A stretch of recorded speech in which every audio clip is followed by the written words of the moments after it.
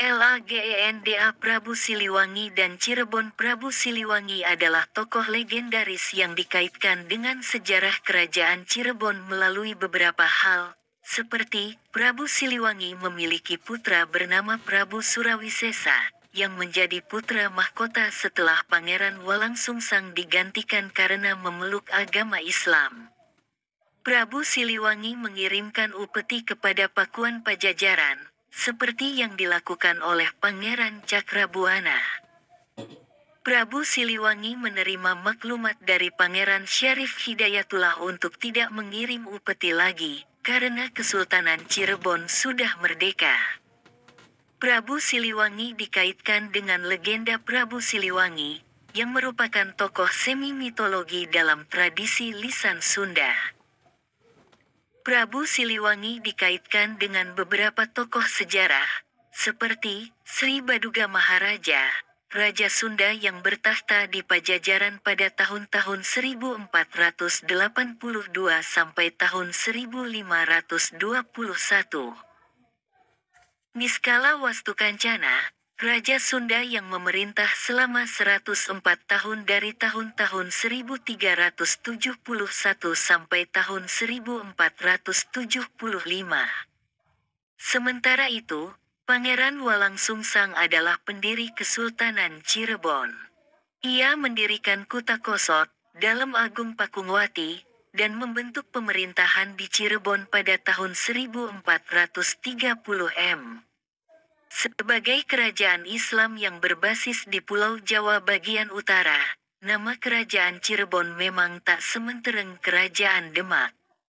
Meski begitu, pada masanya, kerajaan Cirebon pernah menjadi pangkalan jalur perdagangan dan pelayaran yang penting. Tak hanya itu, kerajaan Cirebon ternyata masih punya keterkaitan dengan kerajaan Pajajaran. Pendiri kerajaan Cirebon adalah putra Prabu Siliwangi, penguasa Pajajaran. Kerajaan Cirebon merupakan kerajaan bercorak Islam di Pulau Jawa yang eksis sekitar abad ke-15 hingga abad ke-17. Pada masanya, kerajaan ini pernah menjadi pangkalan penting dalam jalur perdagangan dan pelayaran. Hal ini karena kerajaan Cirebon terletak di pantai utara Jawa, antara perbatasan Jawa Tengah dan Jawa Barat. Pendiri kerajaan Cirebon adalah Raden Walangsungsang atau Pangeran Cakrabuana, putra Prabu Siliwangi dari kerajaan Pajajaran. Pertumbuhan dan perkembangan pesat dialami kerajaan ini saat diperintah oleh Syarif Hidayatullah atau Sunan Gunung Jati tahun 1479 sampai tahun 1568 m. Di bawah kekuasaannya, Kesultanan Cirebon mengalami pertumbuhan pesat di bidang agama, politik, maupun ekonomi. Setelah lebih dari 2 abad berdiri, kerajaan Cirebon runtuh pada abad ke-17. Sumber sejarah kerajaan Cirebon didapat dari Babat Tanah Sunda dan Carita Purwaka Caruban Nagari. Berdasarkan 2 sumber tersebut, diketahui bahwa Cirebon pada awalnya adalah sebuah dukuh kecil yang dibangun oleh Ki Gedeng Tapa. Dengan dukungan pelabuhan yang ramai, wilayahnya pun berkembang menjadi kota besar di pesisir utara Jawa. Setelah Ki Gedeng Tapa wafat, cucunya yang bernama Walangsungsang mendirikan Istana Pakungwati dan membentuk pemerintahan di Cirebon. Dengan demikian, orang yang dianggap sebagai pendiri Kesultanan Cirebon adalah Walangsungsang atau Pangeran Cakrabuana.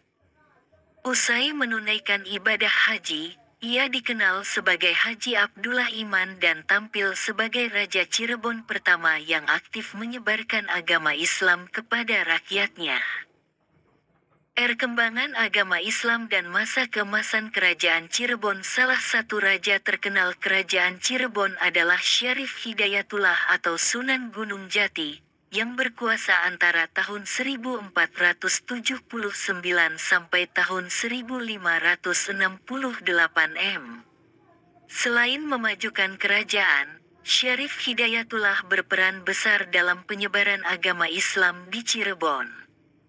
Pada masa pemerintahannya, ia banyak menaklukkan daerah di Pulau Jawa untuk kepentingan politik dan menyebarkan ajaran Islam. Beberapa wilayah yang berhasil dikuasai adalah Banten, Sunda Kelapa, dan Raja Galuh. Sementara di bidang perekonomian, Sunan Gunung Jati menitik beratkan pada perdagangan dengan berbagai bangsa, seperti Champa, Malaka, India, Cina, dan Arab. Sunan Gunung Jati kemudian diyakini sebagai pendiri dinasti Raja-Raja Kesultanan Cirebon dan Kesultanan Banten serta penyebar agama Islam di Jawa Barat. Lagenda Prabu Siliwangi dan Cirebon. Prabu Siliwangi adalah tokoh legendaris yang dikaitkan dengan sejarah kerajaan Cirebon melalui beberapa hal, seperti Prabu Siliwangi memiliki putra bernama Prabu Surawisesa, yang menjadi putra mahkota setelah Pangeran Walangsungsang digantikan karena memeluk agama Islam. Prabu Siliwangi mengirimkan upeti kepada Pakuan Pajajaran, seperti yang dilakukan oleh Pangeran Cakrabuana. Prabu Siliwangi menerima maklumat dari Pangeran Syarif Hidayatullah untuk tidak mengirim upeti lagi, karena Kesultanan Cirebon sudah merdeka. Prabu Siliwangi dikaitkan dengan legenda Prabu Siliwangi, yang merupakan tokoh semi-mitologi dalam tradisi lisan Sunda. Prabu Siliwangi dikaitkan dengan beberapa tokoh sejarah, seperti Sri Baduga Maharaja, Raja Sunda yang bertahta di Pajajaran pada tahun-tahun 1482 sampai tahun 1521. Niskala Wastukancana, Raja Sunda yang memerintah selama 104 tahun dari tahun-tahun 1371 sampai tahun 1475. Sementara itu, Pangeran Walangsungsang adalah pendiri Kesultanan Cirebon. Ia mendirikan Kutakosot, Dalem Agung Pakungwati, dan membentuk pemerintahan di Cirebon pada tahun 1430 Sebagai kerajaan Islam yang berbasis di Pulau Jawa bagian utara, nama kerajaan Cirebon memang tak sementereng kerajaan Demak. Meski begitu, pada masanya, kerajaan Cirebon pernah menjadi pangkalan jalur perdagangan dan pelayaran yang penting. Tak hanya itu, kerajaan Cirebon ternyata masih punya keterkaitan dengan kerajaan Pajajaran.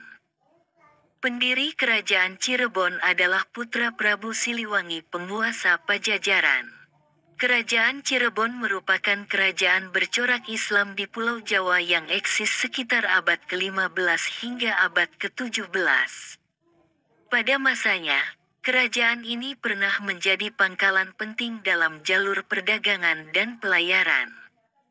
Hal ini karena kerajaan Cirebon terletak di pantai utara Jawa, antara perbatasan Jawa Tengah dan Jawa Barat. Pendiri kerajaan Cirebon adalah Raden Walangsungsang atau Pangeran Cakrabuana, putra Prabu Siliwangi dari kerajaan Pajajaran.